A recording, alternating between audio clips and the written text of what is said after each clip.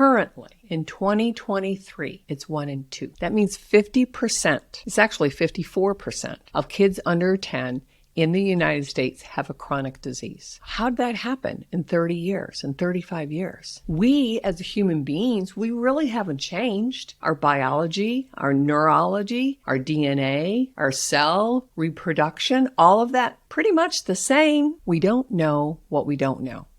Plain and simple. That's just a fact. I want to shine some light on that, to help new moms just like you recognize that you are in charge, that you do know more than you think you know, and you are open to learning. The truth is, most developmental challenges can be alleviated, mitigated, or avoided altogether. My perspective for 35 years has watched this unfold before my very eyes. And what that means is, yes, there are true diagnosable problems, whether they're neurological or physiological, emotional, all of that is true. Yet, I'm here to shine a light on the fact that perhaps maybe our modern environment, our modern lifestyle, is exacerbating those issues or making vulnerable kids crumble before our very eyes, whether they're 1 or 2 or 5 or 6. It used to be 30 years ago, 50 years ago, that all of these developmental issues or childhood problems were a one-off or an actual anomaly and considered rare in both practice and in the community. What I like to look at is that as these numbers have skyrocketed, continued to climb through the last 3, 4, 5 decades, but especially my lifetime, these last 3.5 decades, and you're probably thinking as a 30-something-year-old, because that's the average age that new moms come to me, or that new moms start looking on the internet like, how can I help my toddler? That was when I started practice. So you were born or a toddler yourself when I started working on the floor and playing on the floor and reading and trying to put all of these pieces together. And you're probably right now looking at your baby or your toddler or thinking of him and saying, they're just fine. We're doing okay. We're fine enough. This is a messy time. This is just a season. We'll get through this. And what I want to bring to the forefront, what I want to really report is the truth, that we're not fine. We as a community, you as a family, our kids are getting sicker and sicker. Let me share a little history. 1 in 8 kids had a chronic disease back in 1994. So perhaps about 30 years ago, when you were first born or a toddler or your mom and dad were thinking about having kids. Just your lifespan. Currently, it's 1 in 3. Or I take that back. In 2015, the CDC reported 1 in 3 kids had a chronic disease. Currently, in 2023, it's 1 in 2. That means 50%, it's actually 54% of kids under 10 in the United States have a chronic disease. How'd that happen in 30 years, in 35 years? We, as human beings, we really haven't changed. Our biology, our neurology, our DNA, our cell, reproduction, all of that, pretty much the same. What's changed? The environment. How you and I spend our time, how we live each day, what we put inside of our body, how we rest. Do we go outside? Do we play? Do we socialize? Do we engage? All of that has changed. You might not see it as a 30-something-year-old new mom because you grew up in this technology. And it's great.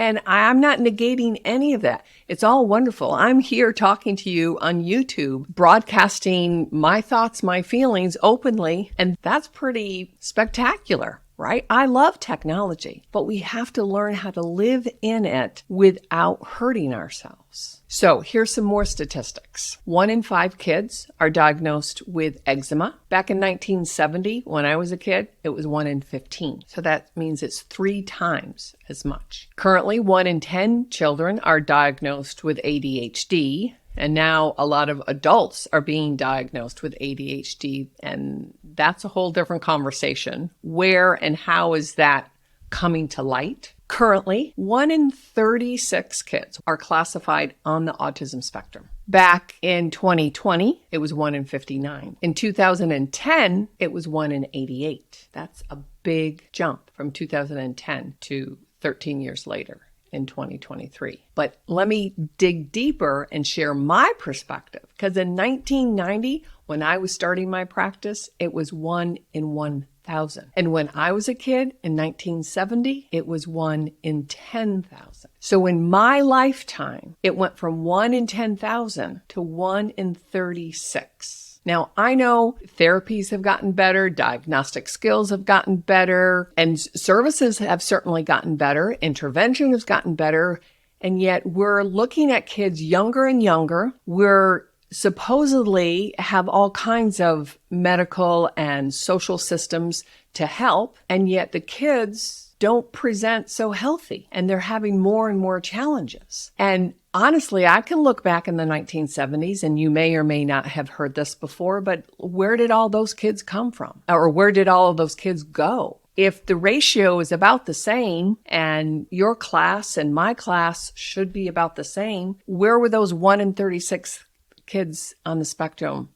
I knew nobody. And the truth is, when I went to graduate school, we didn't even study autism. Maybe it was mentioned in one paragraph. And I've shared in my podcast last year that my very first child who was diagnosed with autism when I worked in a clinical psychiatric hospital, this child was very severe and hospitalized, and it was rare. And I'm like, okay, great.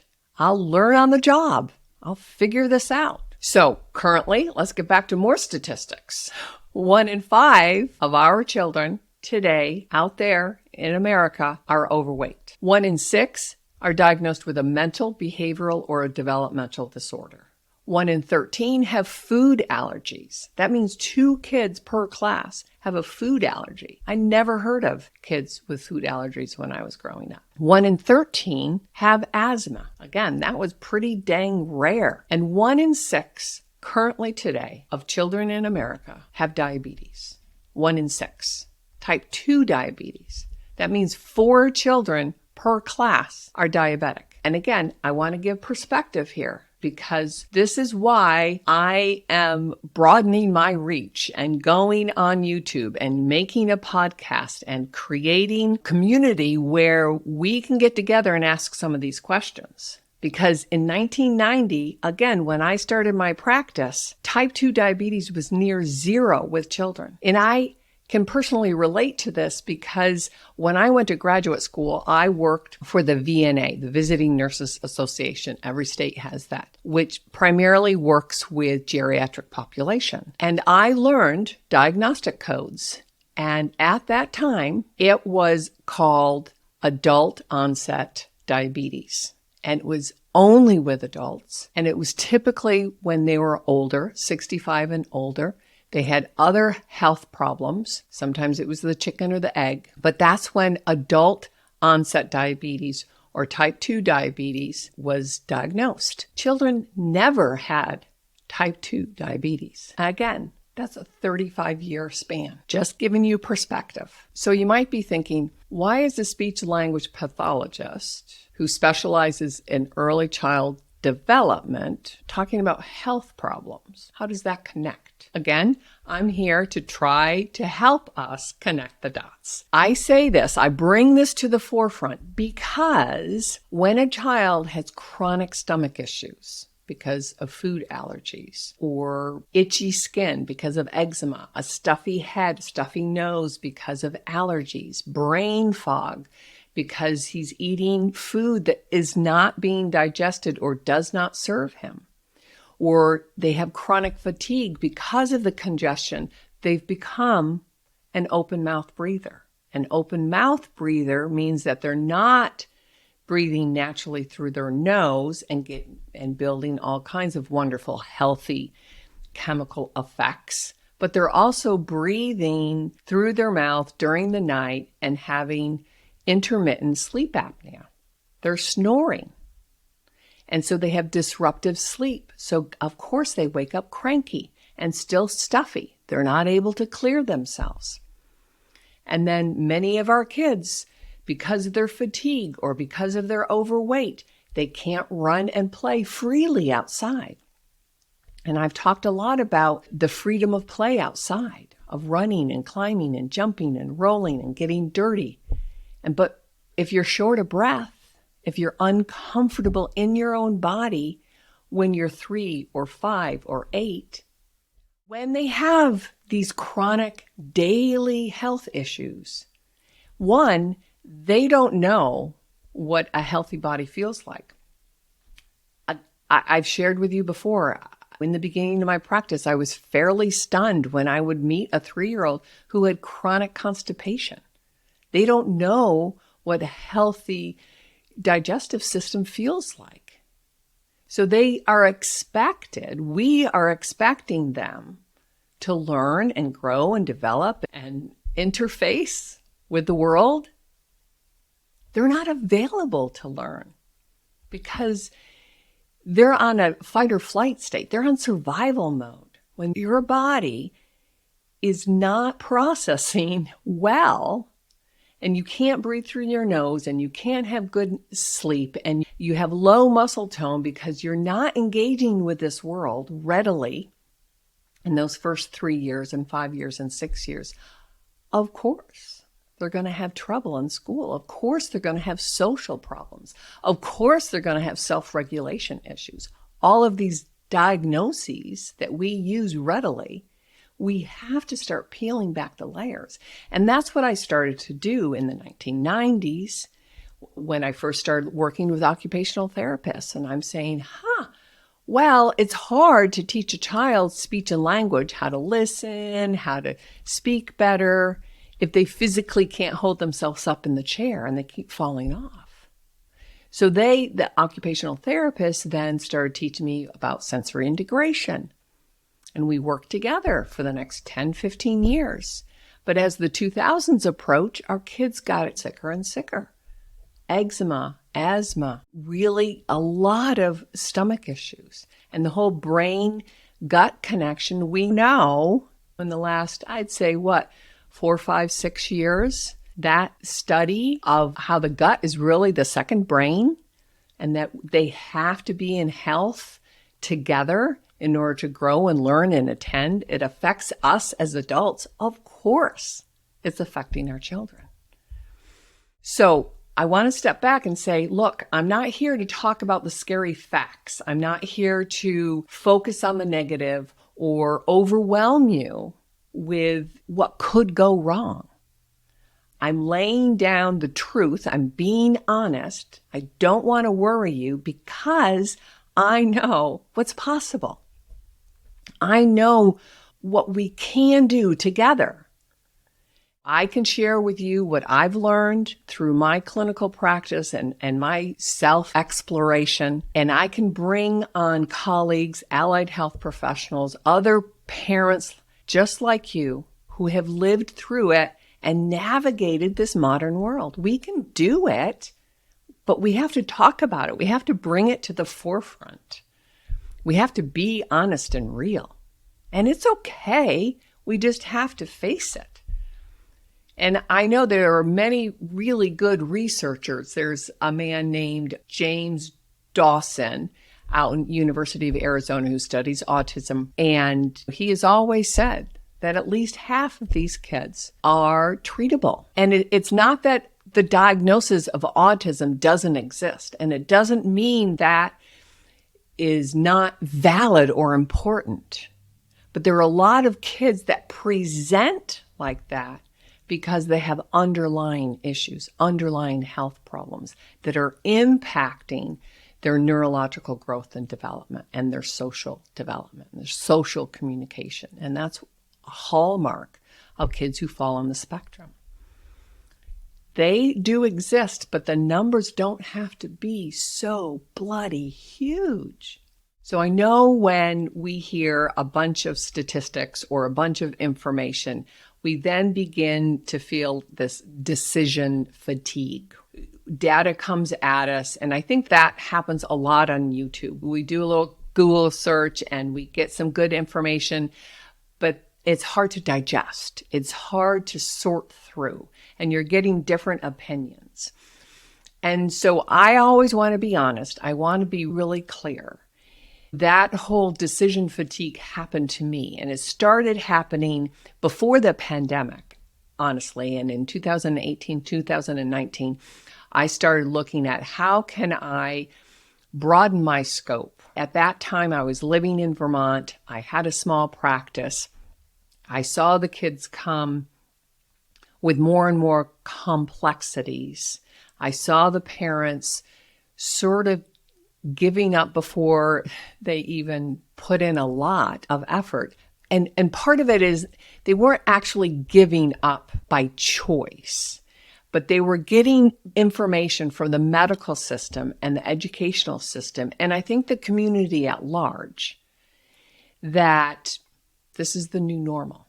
This is how it is. You just ended up in this group, and that's just the way it is.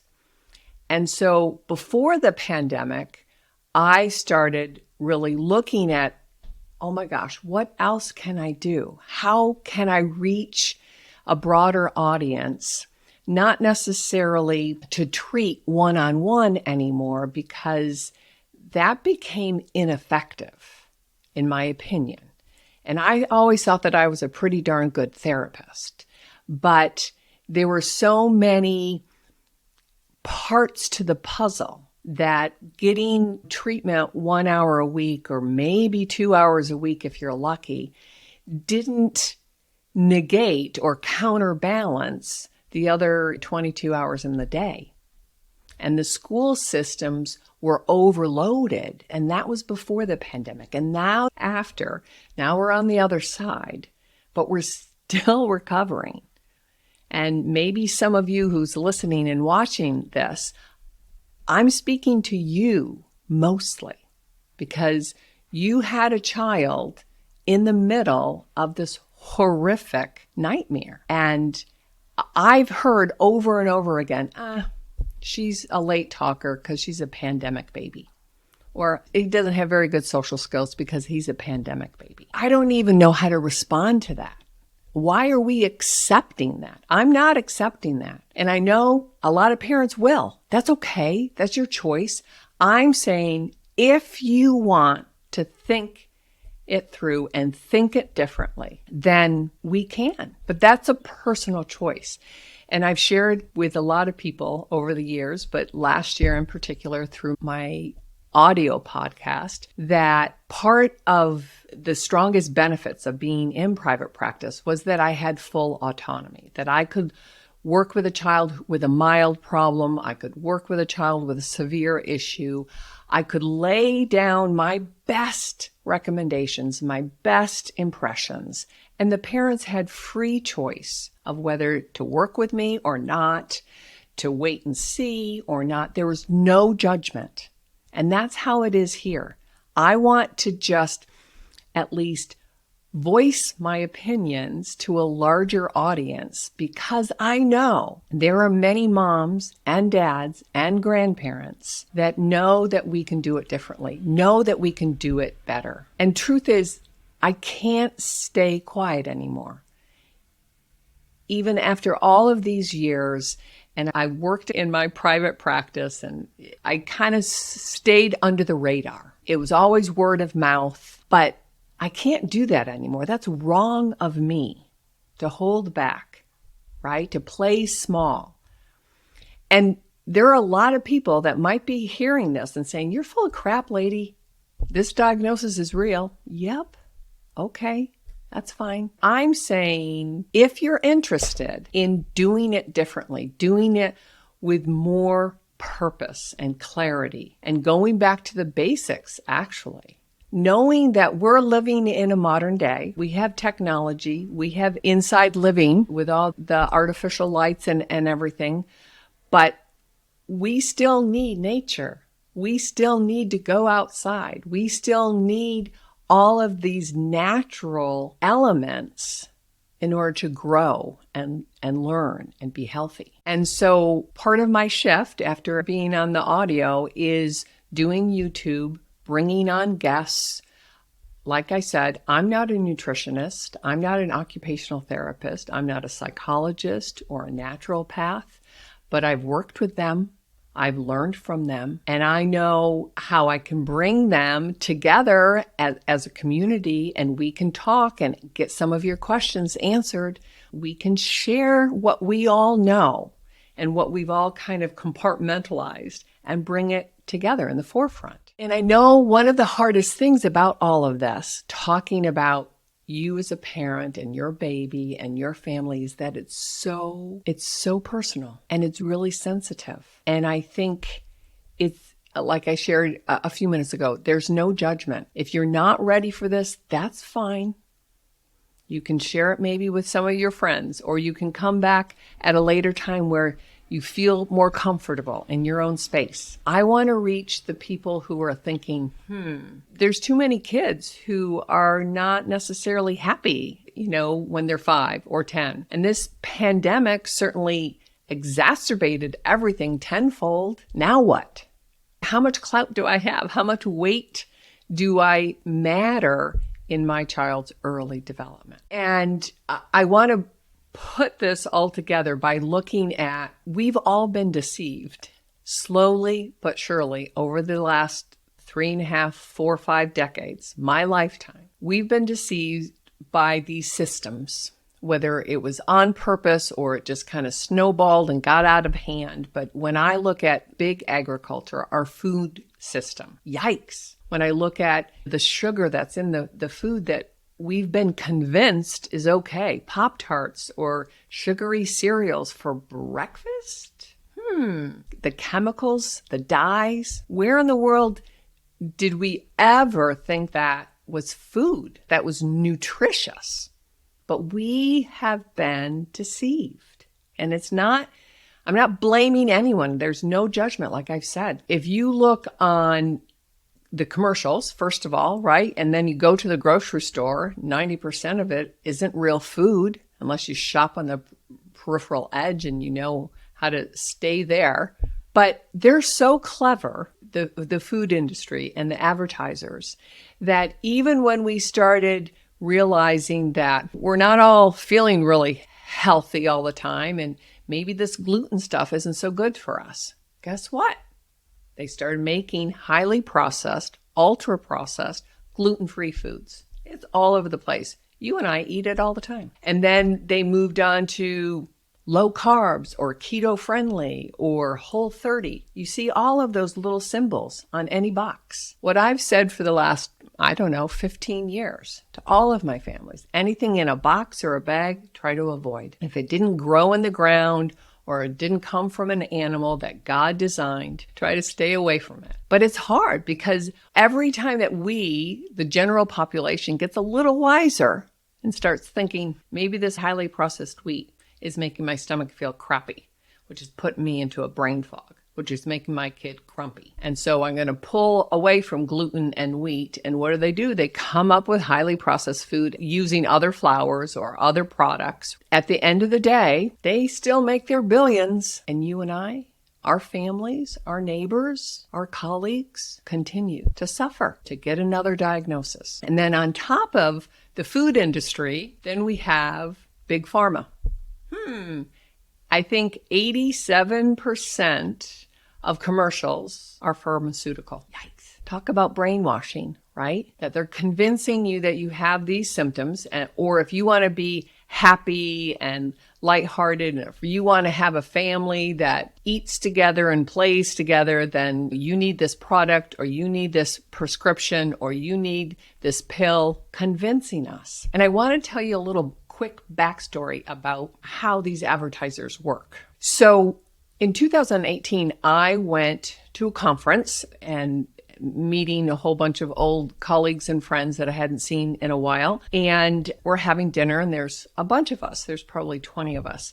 And there's this one neuroscientist that we've all known for eons. I knew him for 25 years. And he's talking about his new position. He got out of the clinical lab, right? He, I think, worked at Rutgers for eons and then moved to San Francisco and whatnot. But I won't disclose any names or privacy or any of that. But he was sharing how these large corporations hire him and his team, there's tons of them, probably hundreds, that would help with their marketing strategy, right? Because he knew neuroscience. He knew how the brain changes. He knew that the positive reward system, that dopamine hit, and how to get people triggered to change their behavior and their impression of what they need or what they want more of. And so that's what he did. And he was bragging, that he would study different music in the elevator, music in the store, smell, different colors and flavors to make the brain behave in certain ways and want something more, or what works to convince us that this is a better way. And I sat there that evening and I thought, wow, that's sad. Here's this bright man. He kind of walked over to the dark side. But it opened my mind. It opened my thought about how these large corporations, advertisements, big pharma, big food companies convince us that, one, we need this, or this is how everybody does it, and you want to be like everybody. You want to fit in. You don't want to go against the grain, so to speak, because that's a hard way to live. And at the same time, the other systems, the medical system and the educational model, are convincing us that these new norms that I shared with you in the beginning, 1 out of 36 kids are on the autism spectrum, and 1 out of 54 or 54% of the kids have a chronic disease. That's normal. It's anything but normal, anything but healthy, anything but.